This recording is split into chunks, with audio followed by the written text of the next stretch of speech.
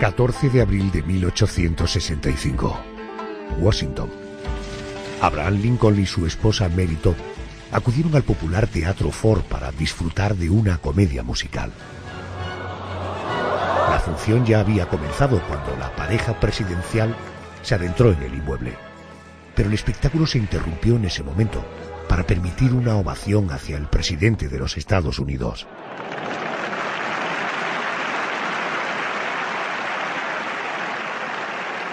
Después, la pareja ocupó su espacio en el palco.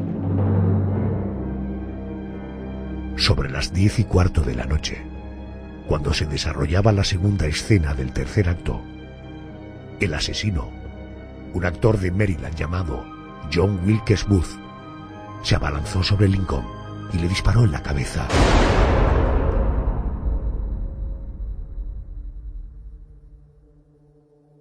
Herido de muerte,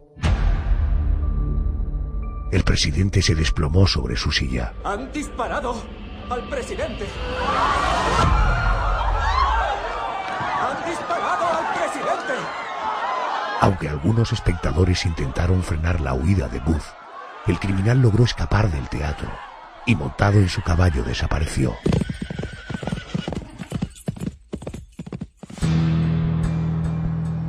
Dada la gravedad de la herida de Abraham Lincoln, sus acompañantes decidieron trasladarlo a la cercana pensión Petersen.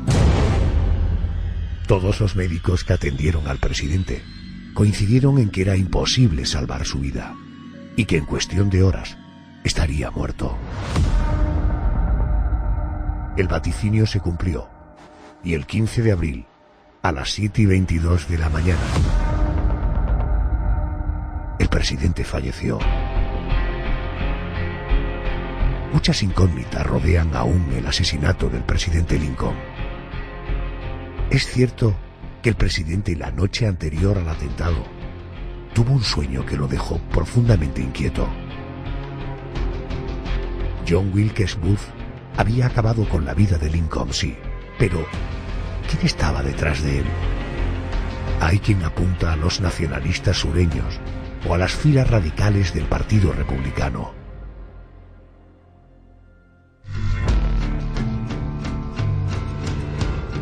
La historia de los Estados Unidos, la historia de su último siglo y medio, ha estado marcada por los asesinatos de 4 presidentes, todos ellos fallecidos a raíz de 4 tiroteos. En esta hora vamos a viajar al pasado, a rastrear en documentos y testimonios para intentar sacar a la luz la realidad que se oculta tras cada uno de esos crímenes. Y es que no son pocos los investigadores que aseguran que tras las muertes de Lincoln, Garfield, McKinley y Kennedy, se ocultan conspiraciones que se han mantenido en secreto hasta la actualidad.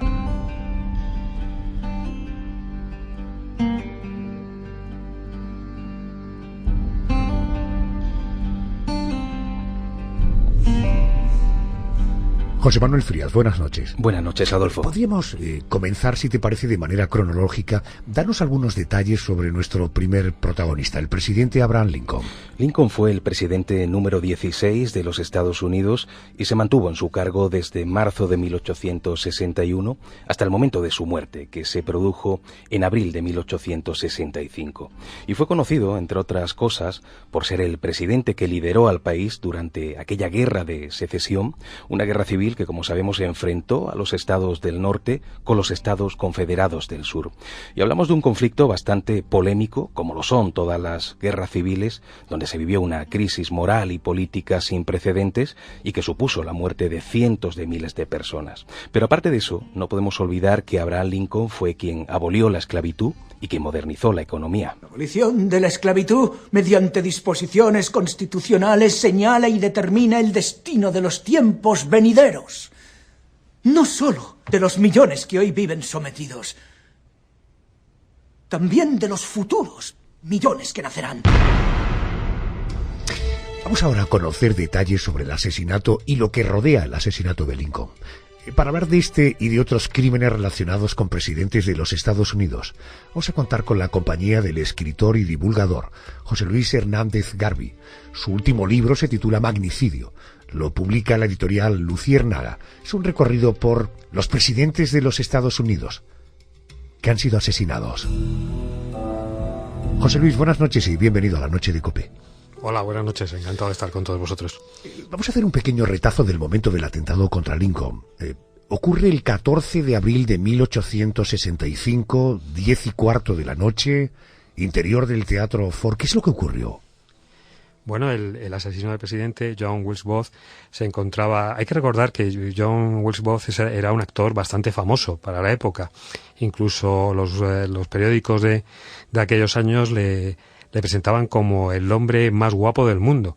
La verdad es que era un actor bastante conocido, muy famoso en la escena teatral, y bueno, pues era también un lobo solitario que decidió acabar con la vida del presidente, pues en cierta medida para contrarrestar la victoria que se había producido durante la guerra de secesión. Y él se encontraba oculto en el Teatro Ford, un teatro que conocía bien porque había actuado muchas veces en su escenario, y bueno, pues estaba oculto en lo que era el palco donde se iba a sentar el presidente Lincoln con su mujer, ¿no? Y en un momento determinado de la presentación, como muy bien habéis descrito en la presentación, pues sacó una pistola y descerrajó un tiro prácticamente a quemarropa al presidente, y después de cometer el asesinato saltó sobre el escenario, se lesiona muy gravemente la pierna al saltar y dice una frase que sería famosa históricamente, esa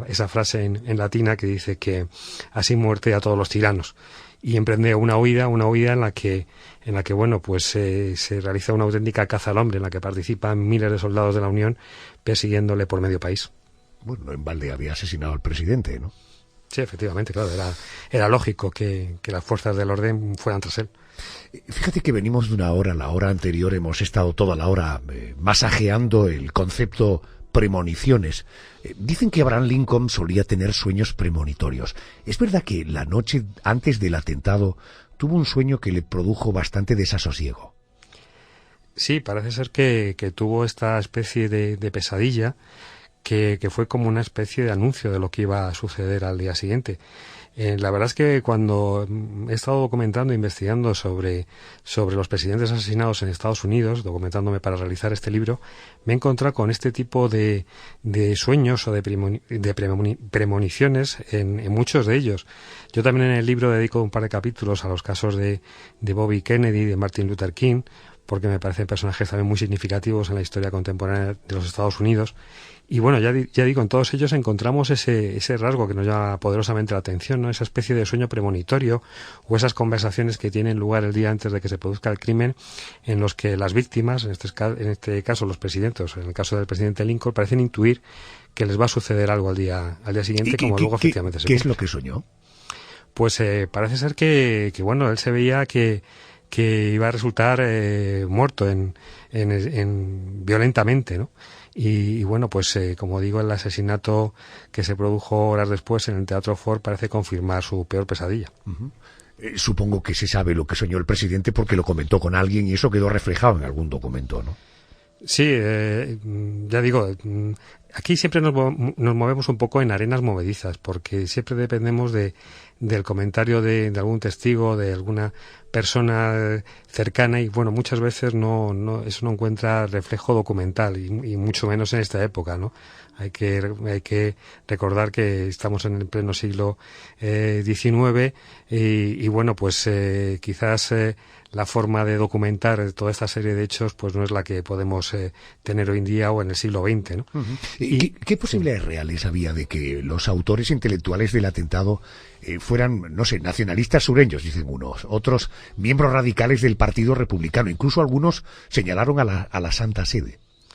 Es que, bueno, hay que comentar que la imagen que tenemos del asesinato de Lincoln está cometido por un lobo solitario, pero es que realmente no se trataba de un lobo solitario. Wilkes Booth lo que hace es liderar una auténtica conspiración que no solo pretendía acabar con la vida del presidente de Estados Unidos, sino también con el secretario de Guerra y con el secretario de Estado, es decir, descabezar prácticamente a la administración norteamericana, y una conspiración en la que estaban implicados pues una serie de personajes que luego fueron condenados en un largo proceso que tuvo lugar después. Entonces, pues bueno, nos encontramos, ya digo, se ha transmitido casi, existe el concepto generalizado de que el asesinato de Lincoln fue obra de un lobo solitario, cuando realmente lo que había era una conspiración. ¿Y tú le atribuyes esa trama para matar al presidente a qué grupo? Es John Wilkes Booth el que lo protagoniza, el que lo lidera. Él es el que se encarga de organizar al grupo, en el que creo recordar que había aproximadamente unas 20 personas implicadas. Y bueno, él siempre se había destacado por tener ciertos delirios de grandeza, ¿no? Ellos en un principio lo que pensaban era secuestrar al presidente y poder negociar con él pues una paz que fuera beneficiosa para los estados del sur. Lo que pasa es que en un momento determinado, cuando fracasan en este intento de secuestro, descartan esta posibilidad, y es el propio Booth el que propone el acabar con el descabezar al gobierno de los Estados Unidos. Hay que recordar que esa misma noche no solo asesinan al presidente, sino que, ya digo, van a por el secretario de Guerra y a por el secretario de Estado, y están a punto de asesinarlos. En tu libro podremos encontrar datos más concretos y nacionalistas sureños, sin miembros radicales del Partido Republicano. Bueno, es un tema que no trato con profundidad.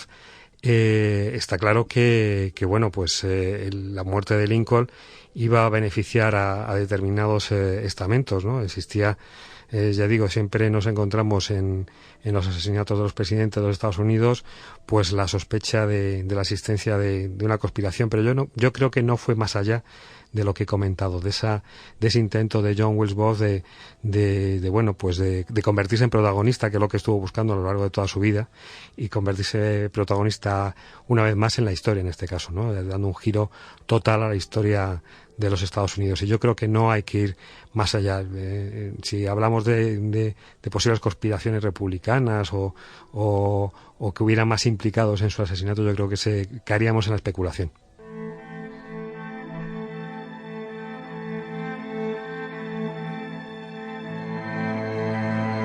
...2 de julio de 1881, Washington. La de James Garfield fue la segunda presidencia más corta de la historia en los Estados Unidos. Su muerte se produjo apenas 6 meses desde que comenzara su mandato. Aquella tarde, encontrándose el presidente en la estación de tren, se topó con su verdugo, el abogado Charles Jules, quien atentó contra Garfield por un absurdo motivo.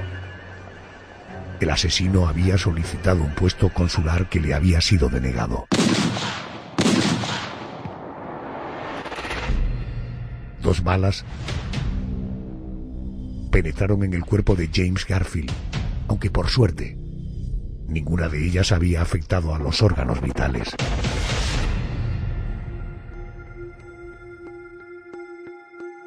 Suerte relativa, porque durante los más de 2 meses que permaneció el presidente en su cama, en la Casa Blanca, ocurrió un hecho insólito. Los médicos, supuestamente para encontrar las balas aún albergadas en el cuerpo de Garfield, fueron haciendo cada vez más grandes unas heridas que al principio eran de apenas unos milímetros. Incluso el mismísimo Alexander Graham Bell intentó localizar las balas con un detector de metales de fabricación casera, pero resultó imposible por estar el colchón posado sobre una superficie de metal. El 6 de septiembre, ante la impresión de que el presidente se había recuperado, fue trasladado a la costa de New Jersey. Pero apenas 2 semanas después, el 19 del mismo mes, falleció debido a la infección de aquellas heridas y a la hemorragia interna que sufría por las incursiones de los médicos en su cuerpo.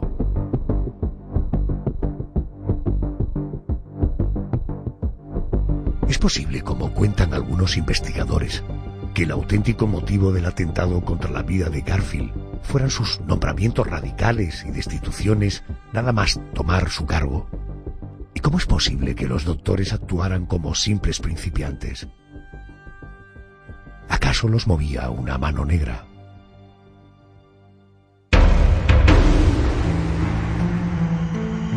James Garfield, 20º presidente de los Estados Unidos, y el segundo en ser asesinado después de un mandato que apenas superó el medio año. La suya fue la segunda presidencia más corta en el país, detrás de la de William Henry Harrison. José Manuel, ¿qué nos puedes contar de este personaje? James nació en 1831 en el seno de una familia humilde de Nueva Inglaterra y fue un niño que tuvo que sufrir la muerte temprana de su padre. Además, la mala economía provocó que desde muy joven tuviera que trabajar en la granja familiar o hacer un poco de todo, de cochero, de barquero, pero sus deseos de aprender le llevaron a estudiar Derecho y a convertirse en profesor de lenguas antiguas, aunque finalmente sintió una tendencia irresistible hacia el ámbito militar. Y ya dentro del aspecto político, fue nombrado senador por Ohio y se convirtió en presidente de los Estados Unidos el 4 de marzo de 1881. José Luis, vamos con una fecha, 2 de julio de 1881, estación de tren de Washington. ¿De qué manera se produjo el atentado contra el presidente Garfield? Bueno, en este caso sí que nos encontramos ante la actuación de un lobo solitario.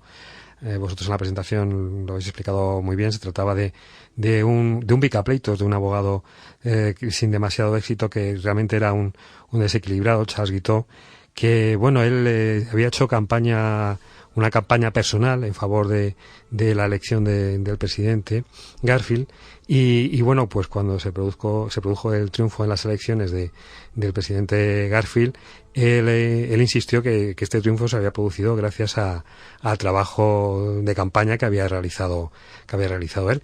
Y como bien contabais también, pues dirigió varias cartas a la Casa Blanca reclamando pues un puesto en la administración que él creía que le correspondía en justicia. El presidente, por supuesto, no le hizo ningún caso y se convirtió en el objeto de la obsesión de Charles Guiteau. Y como también contabais, pues en esta estación de tren, hay que decir que en aquel entonces el presidente de Estados Unidos prácticamente no contaba con un servicio de seguridad que velase por su vida, y bueno, pues permitió que este hombre se acercara hasta él armado de una pistola y descerrajara varios disparos, y que le causaron heridas. También lo habéis explicado muy bien en la presentación, que bueno, seguramente unos años después, o con el avance de la medicina, pues habría podido recuperar, pero que en aquellos tiempos de medicina pues no tan avanzada, pues acabaron desembocando en la muerte del presidente. Hay una anécdota que comentábamos hace un momento, y es la de un Graham Bell intentando encontrar el proyectil perdido en el cuerpo del presidente. ¿Y cómo se produjo aquella escena tan curiosa, no? Sí, es realmente llamativa. Hay que imaginarse la escena, como bien dices, pues buscando esas balas en el cuerpo del presidente con un detector, y además que nadie reparara en el dato curioso de que fuera una cama de metal y que fuera imposible detectarlas así, ¿no? Que no se le cambiara de posición. Hay que decir también que el presidente sufría muchísimos dolores, no se atrevían a moverle de sitio. Hay que comentar que fueron 80 días de agonía y de sufrimiento. La verdad es que el presidente Garfield lo pasó realmente mal durante estos 80 días. Hubo momentos de pequeña mejoría, pero ya digo, resulta curioso que nadie reparara en esa contingencia, en intentar cambiarla de sitio para intentar localizar las balas con este precario detector, ¿no? Pero hay que decir que bueno, la labor de los médicos no fue la acertada, porque no hacían más que hurgar en la herida, nunca mejor dicho. Claro, eso te iba a decir, porque, hombre, la medicina de 1881 no tiene nada que ver con la medicina de hoy, pero era normal que unos médicos, en fin, razonablemente preparados, que atendían al presidente, terminaran de rematar a James abriendo sus heridas de aquella manera tan espantosa. Sí, es que literalmente era eso, es que hurgaban en la herida. Ellos metían los dedos, la mano dentro de la herida, intentando localizar dónde estaba la bala y qué heridas había producido. Además, la profilaxis médica que se utilizaba en aquel entonces, pues no es la de nuestros días. Esto lo hacían con las manos desnudas, y no podemos saber si realmente pues estaban correctamente higienizadas, ¿no? Entonces, lo que le terminó provocando al presidente fue una septicemia, una una infección generalizada en todo el cuerpo que fue la que le provocó la muerte. Además, ya digo, fue una agonía tremenda en medio de atroces dolores. José Luis, podemos concluir que estamos ante, por tanto, un lobo solitario, que no estamos hablando de asesinos, corporaciones, gente que pretendiera, es la labor, en este caso la ejecución por parte de un lobo solitario, ¿no? Sí, de un lobo solitario, de un hombre que ha actuado en solitario. Él estaba obsesionado con que pues el presidente le debía la elección presidencial, se la debía esa campaña que había emprendido Charles Guiteau en solitario, y bueno, pues ya digo, nos encontramos ante la figura de un desequilibrado que consiguió con facilidad un arma de fuego para acabar con la vida del presidente. Guiteau me suena apellido como francés, ¿es posible? Sí, creo recordar que es un apellido de origen francés, sí.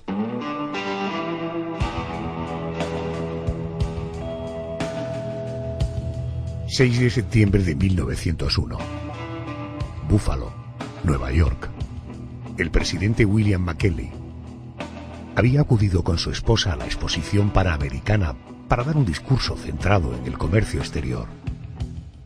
Durante los actos del segundo día, McKinley se adentró en el Templo de la Música, donde comenzó a saludar a todos los presentes. Entre el público se encontraba su verdugo, el anarquista León Kolgoth. Sujetaba en su mano derecha un revólver tapado con un pañuelo para pasar desapercibido. El reloj marcaba las 4:07 cuando sonaron los 2 disparos. Y cuando 2 balas se alojaron en el cuerpo del presidente de los Estados Unidos. Una de ellas solo le afectó al hombro, pero la otra atravesó el estómago, el colon, uno de los riñones, terminando alojada en la espalda. La primera bala fue extraída sin problema, pero los médicos no supieron dar con la segunda. Era casi imposible sacarla sin causar daños graves, por lo que el proyectil fue dejado allí. Lamentablemente, aunque la luz eléctrica era por aquel entonces una realidad en algunos edificios de la propia feria, en el hospital donde el presidente fue atendido no había apenas luz, por lo que no fue fácil tratar las heridas de manera correcta. Algunos días después, los doctores creyeron ver una mejoría en el paciente, pero en la tarde del 12 de septiembre, su salud empeoró de golpe debido a una gangrena no diagnosticada. McKinley falleció 2 días después. Su asesino, que había sido juzgado y condenado a muerte, fue ajusticiado 1 año después en la silla eléctrica en el penal de Auburn, en el estado de Nueva York.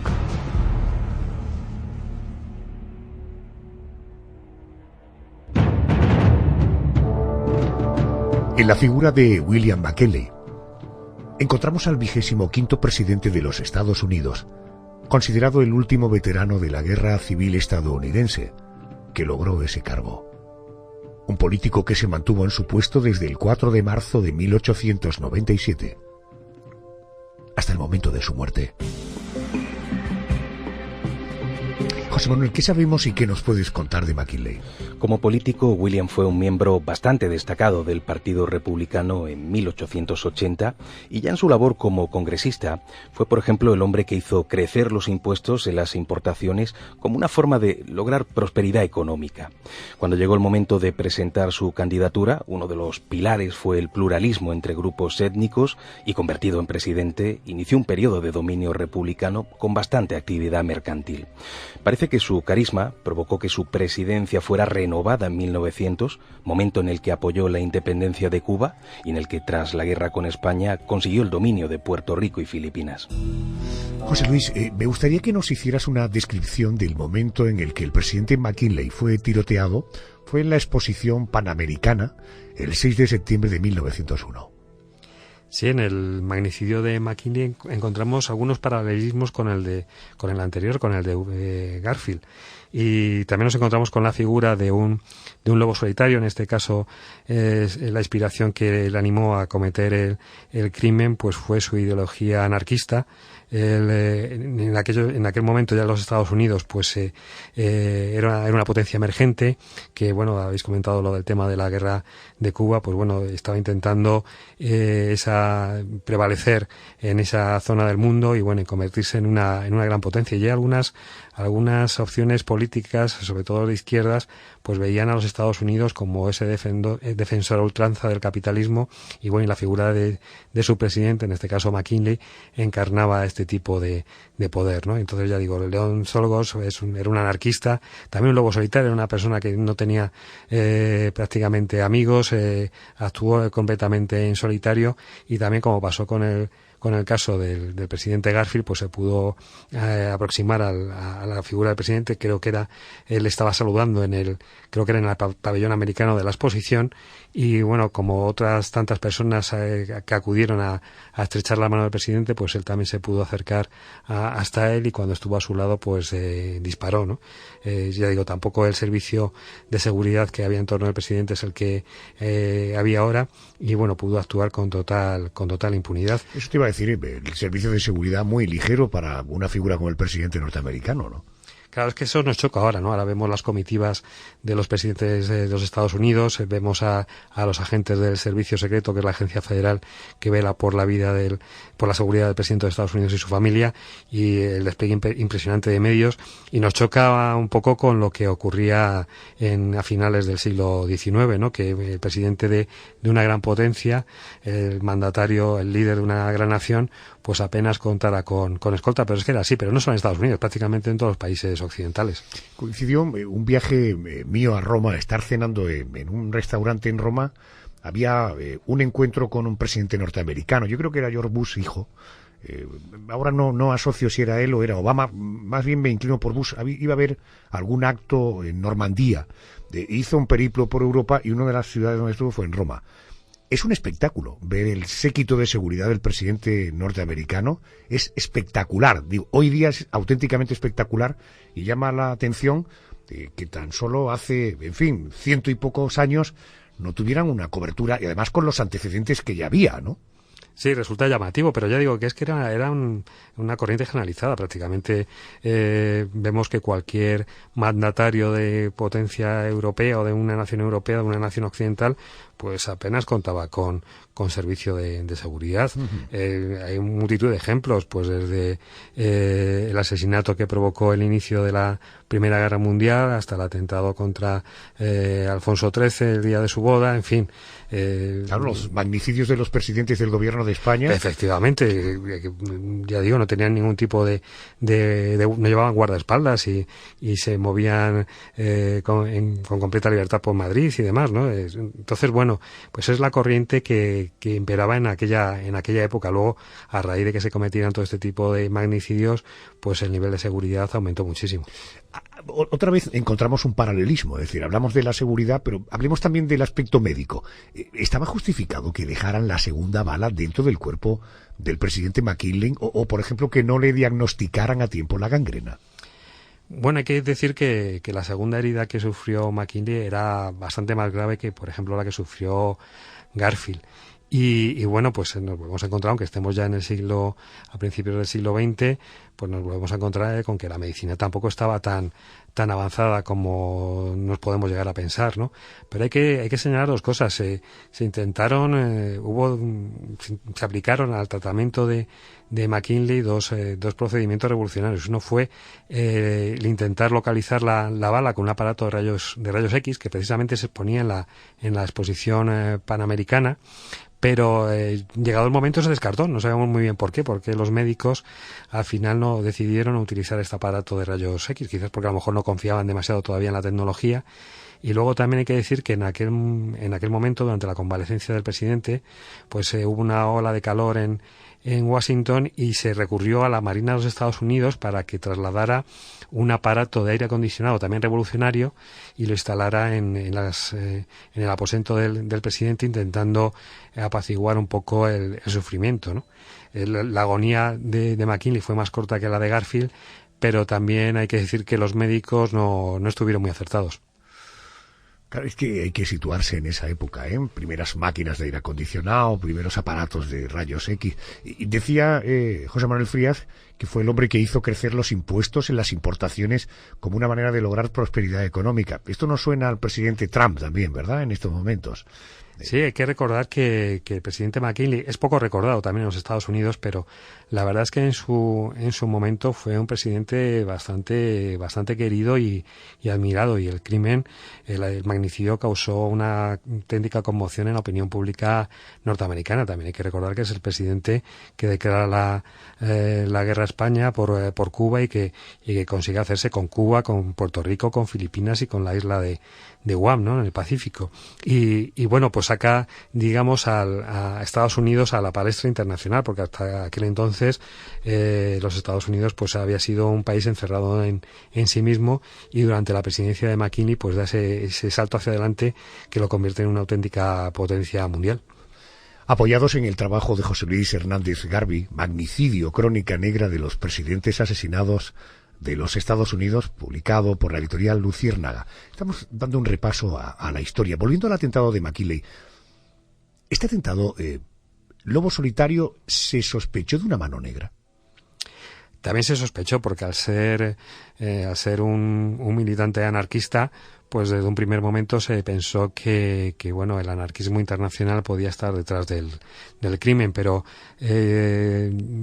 a nivel personal yo opino que realmente también nos encontramos ante la figura del lobo solitario, ¿no?, de la persona que decide actuar por sí solo, que tiene también delirios de grandeza, quiere convertirse pues en digamos en un líder, en un ídolo de las masas obreras, por haber acabado con la vida de uno de los grandes capitalistas del mundo, ¿no? Y yo creo que realmente no existió ninguna conspiración en este tercer caso de magnicidio en Estados Unidos. La portada del libro de Magnicidio de José Luis Hernández Garvey. ¿Por qué esa portada? Describe la portada y por qué la portada. Bueno, la portada, en ella aparece una fotografía de JFK pronunciando uno de sus famosos discursos, y aparece pues en el punto de mira de la mira telescópica de un fusil, ¿no? Y yo creo que bueno, pues es una imagen simbólica que bueno, nos da una idea directa y contundente del contenido del libro, ¿no? En su momento, con la editorial y con mi editora, estuvimos pensando qué era lo que podía impactar más al lector, y yo creo que es esta imagen, ¿no? Aunque sea un poco recurrente, también hay que decirlo, pero yo creo que es bastante impactante y bueno, no deja lugar a dudas sobre el contenido del libro.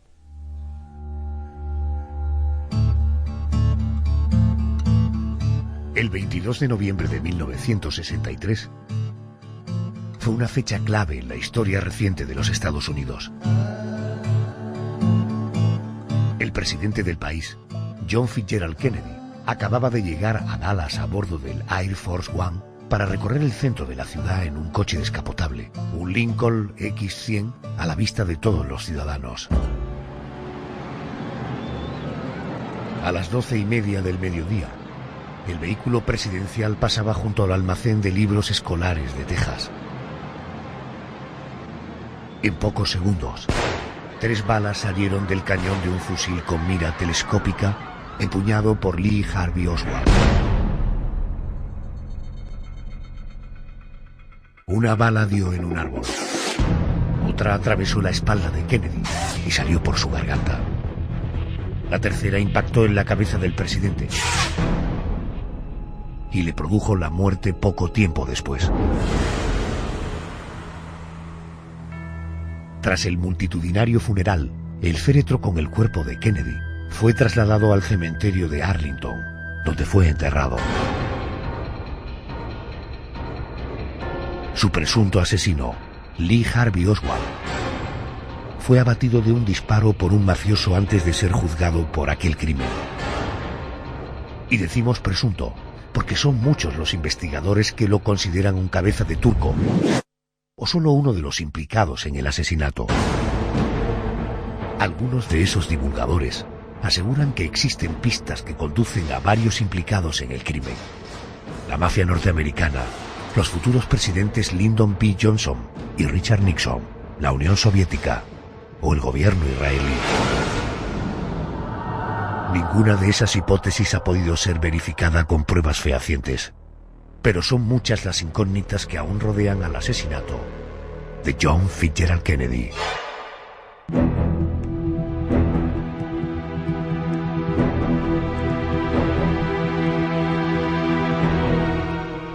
Poco se puede contar de la vida de JFK que no se conozca a nivel popular.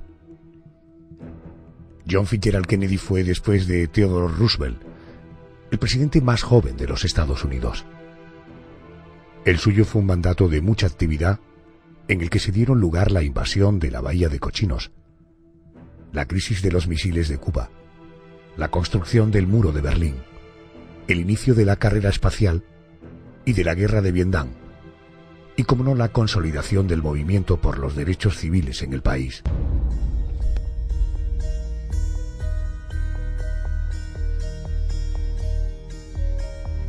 José Manuel, ¿qué más se puede contar de JFK? Bueno, más allá de haber sido presidente, a Kennedy se le considera un símbolo, es un icono de las aspiraciones, de las esperanzas del pueblo norteamericano, y además es importante decir que en las encuestas todavía se le considera como uno de los mejores presidentes que ha tenido Estados Unidos. Tanto es así que después de su muerte, su figura ha quedado inmortalizada no solamente en homenajes póstumos, sino también en películas, en series de televisión, en libros, hay de todo. Desde Dallas, Texas, nos llega una última hora al parecer oficial. El presidente Kennedy ha muerto a la 1 de la tarde, hora estándar del centro, las 2 de la tarde según la hora estándar de la costa este, luego hace 38 minutos. José Luis, ¿podrías hacernos una recreación de lo que, a nivel oficial, se supone que ocurrió en Dallas el 22 de noviembre de 1963? Pues como tú muy bien señalas, a nivel oficial, digamos que la versión oficial es que, bueno, mientras la limusina presidencial atravesaba la Plaza Dilley de Dallas, pues Lee Harvey Oswald, desde el edificio del depósito de libros de Texas, pues efectuó 3 disparos con un fusil Carcano de la Segunda Guerra Mundial, un fusil de fabricación italiana, y equipado con mira telescópica, y mató al presidente. Esa es la versión oficial que bueno, quedó recogida también en la comisión, en la famosa comisión Warren, pero que nos presenta múltiples dudas que nos hacen sospechar en la existencia de una conspiración. Basándonos en las evidencias que tenemos y que hemos tenido a nuestro alcance, no hace mucho se desclasificaron más papeles, ¿podemos intuir que no todas las balas salieron del fusil de Lee Harvey Oswald? Yo creo que la clave está en la famosa película Zapruder, que seguramente muchos de nuestros oyentes habrán visto, que también la refleja en la película de Oliver Stone, JFK, ¿no? Caso abierto. Y es que, bueno, pues en un momento de esta película, tomada por un aficionado, con un tomavistas, está en color, vemos claramente que bueno, la cabeza del presidente recibe un impacto frontal, ¿no?, que prácticamente le destroza la cabeza. Una bala que, por supuesto, no podía venir desde el edificio del almacén de libros situado a la espalda donde se encontraba el coche, la limusina presidencial. Entonces, bueno, luego también nos encontramos con la famosa bala mágica, esta que hiera al presidente en el cuello y que, después de realizar una trayectoria que desde el punto de vista de la física es imposible, pues termina también hiriendo varias veces al gobernador Connally, al gobernador de Texas, que iba sentado en el asiento delantero del coche. En fin, yo creo que bueno, si realmente se hubiera realizado una investigación como tenía que haber sido para concretar quién estaba detrás del magnicidio de Kennedy, pues habríamos descubierto muchas verdades que no se han contado al pueblo americano ni a la opinión pública internacional. Lo que es increíble es que en una sociedad de la información como la que vivimos, como los disparos hechos de manera lateral terminan impactando de manera frontal en el presidente. Es que no es una evidencia, es una prueba. Fíjate, ocurre igual con uno de los magnicidios de los presidentes del gobierno español, donde decían que el asesino se suicidó de 2 disparos. Sí, bueno, uno en la sien y otro en la frente. Y ahora yo me pregunto, un tío que se pega un disparo en la sien, ¿cómo queda todavía energía para pegarse un disparo en la frente? Es imposible. Sí, nosotros también tenemos algunos JFK en la historia de España, ¿no? Y bueno, pues en el caso del asesinato de Kennedy, yo soy de los que defienden la teoría de la conspiración. La verdad es que había muchos poderes ocultos a los que les interesaba la muerte del presidente. Habéis comentado la mafia, grandes agencias gubernamentales como la CIA, los emporios industriales militares de Estados Unidos, sobre los que advirtió ya el propio presidente Eisenhower al dejar la presidencia en el discurso de despedida.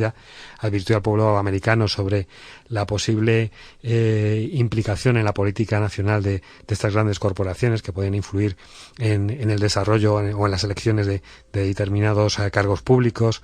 En fin, había poderosos elementos dentro de la sociedad americana que estaban interesados en que Kennedy desapareciera. Entonces yo creo que el conjunto de todos ellos pues planearon esta conspiración en la que, aunque parezca mentira, yo creo que estaban todos los cabos muy bien atados. Por eso, a pesar de los años que han transcurrido y a pesar de estas supuestas desclasificaciones que al final no aportan nada nuevo, pues todavía no sepamos lo que realmente ocurrió. Este Oswald era un desgraciado necesario, por otra parte, al que se hablaba de un hombre emocionalmente desequilibrado, con conexiones con Cuba, con la Unión Soviética. ¿Qué nos cuentas de Oswald? La verdad es que es un personaje muy llamativo, porque él sirve en los marines, él se alista en los marines y bueno, pues se forma como radarista. Él incluso tiene acceso a información confidencial sobre el funcionamiento de determinados aparatos, y en un momento determinado de su vida deja a los marines y decide que quiere irse a Rusia, a vivir a Rusia, para conocer la forma de vida en la Unión Soviética, ¿no? Hay que recordar que en aquellos años estábamos en plena Guerra Fría. Hacía unos años, pocos años atrás, se había ejecutado al matrimonio Rosenberg en Estados Unidos. Los únicos civiles que han sido ejecutados por espionaje en los Estados Unidos. Entonces nos encontramos en medio de la Guerra Fría y este señor se quiere ir a la Unión Soviética y se le permite la salida de Estados Unidos para viajar a la Unión Soviética. Y es más, cuando llega a la Unión Soviética, los rusos pues podían desconfiar, ¿no?, de sus intenciones, y ocurre todo lo contrario. Le facilitan la entrada, le dan un puesto de trabajo, le dan un apartamento y bueno, hace vida allí varios meses hasta que también en un momento determinado decide volver a los Estados Unidos. Bueno, pues uno puede pensar que cuando vuelva a Estados Unidos, pues las agencias federales le someten a vigilancia o lo hacen un interrogatorio a ver cuáles son sus intenciones, o qué es lo que ha visto allí. Además, en ese momento histórico, claro, donde la Guerra Fría estaba fría de verdad, ¿eh? Sí, estaba congelada, casi podemos decir, ¿no? Uh-huh. Y entonces, pues bueno, cuando llega a los Estados Unidos se le permite la entrada, y si no se le hace ningún seguimiento, ni se le abre ningún expediente, ni se le interroga sobre cuáles son sus intenciones o qué es lo que ha hecho en la Unión Soviética. Es algo realmente llamativo. Y él, como llega a decir cuando está en la comisaría de Dallas, en la jefatura de la policía de Dallas, en un momento determinado, aquello estaba lleno de periodistas, y mientras le trasladaban de un despacho a otro en unos pasillos, le dice: yo soy un cabeza de turco. Y yo creo que ahí está la clave. Yo creo que a él le manipulan, a él lo utilizan de determinada forma. Él estaba implicado, eso está claro, en la conspiración, pero él no esperaba que las cosas iban a salir así. Y yo estoy convencido de que era una cabeza de turco, como él dijo. El propio Oswald afirmaba que fue un cabeza de turco. Siguiendo en esta línea, aparece un tipo, Jack Ruby, un gángster que mata a Oswald. ¿Quién era este tipo, Jack Ruby? Bueno, pues Jack Ruby era un gángster de poca monta, tenía un club de striptease en la ciudad de Dallas, y parece ser que también era confidente de la policía. Por eso nos resulta extraño que bueno, cuando él asesina a Oswald, pues se pudiese mover libremente por lo que era la jefatura de policía, porque ya digo, era bastante conocido de muchos de los agentes que había en ese momento en la comisaría, ¿no? Pero también nos resulta muy llamativo que en el momento que se produce el asesinato de Oswald, también retransmitido en directo, incluso parece una puesta en escena, ¿no?, muy cinematográfica, que de pronto aparezca este señor con un revólver y le pueda matar en vivo e indirecto ante las cámaras de televisión. Luego Jack Ruby, cuando es detenido, él decía que le habían inoculado un virus, o que le habían inoculado un cáncer, porque él muere también de un cáncer fulminante, y él decía en esa última entrevista que concede de forma anónima, nunca se supo a quién concedió la entrevista, él llegó a afirmar que sobre el tema de Kennedy, del magnicidio de Kennedy, el mundo nunca sabría la verdad, y yo creo que acertó plenamente. Oswald afirmaba que fue un cabeza de turco. Creo que tenemos a nuestro hombre. A ver si podemos conseguir unas imágenes de él. Por favor, ¿quiere hacer una declaración? Quiero un abogado, pero la policía no me lo permite. No me dejan tener un representante. No sé de qué va todo esto.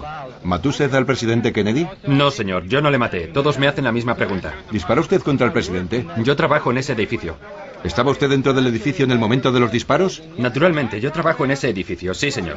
¿Disparó usted contra el presidente? No, me están deteniendo solo por el hecho de haber residido en la Unión Soviética. No soy más que un cabeza de turco. Usted ha sido acusado. Desde aquí atrás no se le oye. ¿Qué hacía usted en Rusia? ¿Cómo se hizo daño en el ojo, Oswald? Un policía me dio un golpe. Son documentos sonoros absolutamente reales. José Luis, claro, esta es la pregunta del millón. ¿Cuál de todas las hipótesis, la mafia norteamericana, los futuros presidentes Lyndon B. Johnson y Richard Nixon, la Unión Soviética, el gobierno israelí, cuál podría acercarse más a la verdad? Arriesgándome un poco, yo creo que habría que hablar de una conspiración a gran escala en la que, bueno, estarían implicados, por supuesto, los grandes poderes dentro de la administración norteamericana. Me refiero a las agencias como la CIA o el FBI, que tanto John F. Kennedy como su hermano Bob intentaron controlar sin éxito. Luego también, por supuesto, los halcones de Washington, entre los que había muchos militares que exigían el uso de mano dura contra la Unión Soviética y contra la Cuba de Fidel Castro. Por supuesto, también la mafia, que era muy poderosa. Hay que recordar también las posibles relaciones o influencia que pudo tener la mafia en que Kennedy pudiera ganar esas elecciones en las que resultó elegido presidente. En fin, yo creo que hay un poco de todo. Quizás descartaría el papel de la Unión Soviética y de Israel, que habéis comentado. Yo creo que no hay que salirse de las fronteras de Estados Unidos para encontrar a los verdaderos culpables, a los culpables intelectuales detrás del magnicidio de JFK. ¿Y cómo se puede explicar que más de 50 años después, con las extraordinarias corporaciones, medios de comunicación que hay en Estados Unidos, todavía no se haya encontrado respuesta a esta pregunta? Porque los poderes implicados en el magnicidio de Estados Unidos son muy poderosos y bueno, pues uno cuando a lo mejor intenta resolver algunas claves o buscar la verdad, pues se puede encontrar de cara con estos poderes, ¿no? Yo creo que el mejor ejemplo lo encontramos en el fiscal Garrison, que fue la única persona que se atrevió a intentar descubrir la verdad del magnicidio de JFK, y siempre se ha comentado el famoso señor X, que en la película de Oliver Stone aparece como un personaje que realmente quiere ayudarle, pero que lo más probable es que cuando el fiscal Garrison acude a Washington durante el transcurso de su investigación, realmente fue para que ese señor X realmente le llamara la atención sobre lo que estaba haciendo y lo que le podía pasar. Él hay que decir que a lo mejor su vida no le importaba demasiado, que estaba decidido a encontrar la verdad a costa de todo, pero él tenía una familia y tenía varios hijos, y bueno, pues las amenazas en ese sentido pudieron tener cierto efecto.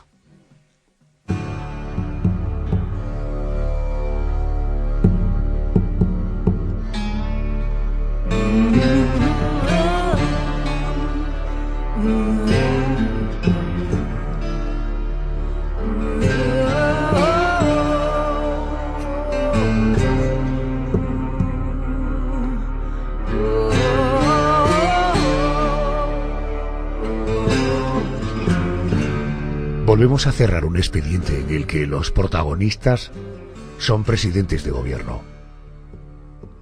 Si en su momento hablamos de casos españoles, esta noche hemos recorrido los asesinatos de los mandatarios que han ocupado el cargo en los Estados Unidos. Asesinatos que comienzan en 1865 y que finalizan en 1963. Casi un siglo en el que, según los investigadores, han fluctuado tramas muy oscuras en torno a Lincoln, a Garfield, a McKinley y a John Fitzgerald Kennedy. Si te interesa más sobre este asunto, hay un libro. Lo firma José Luis Hernández Garbi. Magnicidio. Crónica negra de los presidentes asesinados de los Estados Unidos. De la editorial Luciérnaga. José Luis, gracias por tu compañía esta noche y por poner un poquito de luz y ayudarnos a repasar la historia de este impresionante país. Para mí ha sido un placer, encantado de estar con todos vosotros.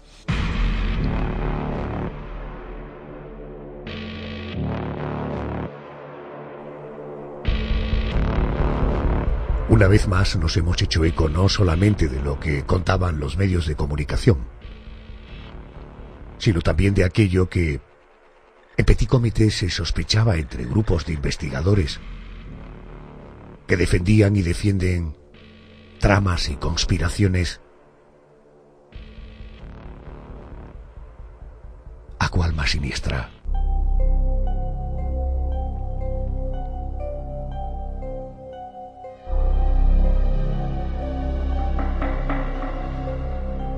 José Manuel Frías, nos encontramos la semana que viene. Gracias. Gracias, buenas noches.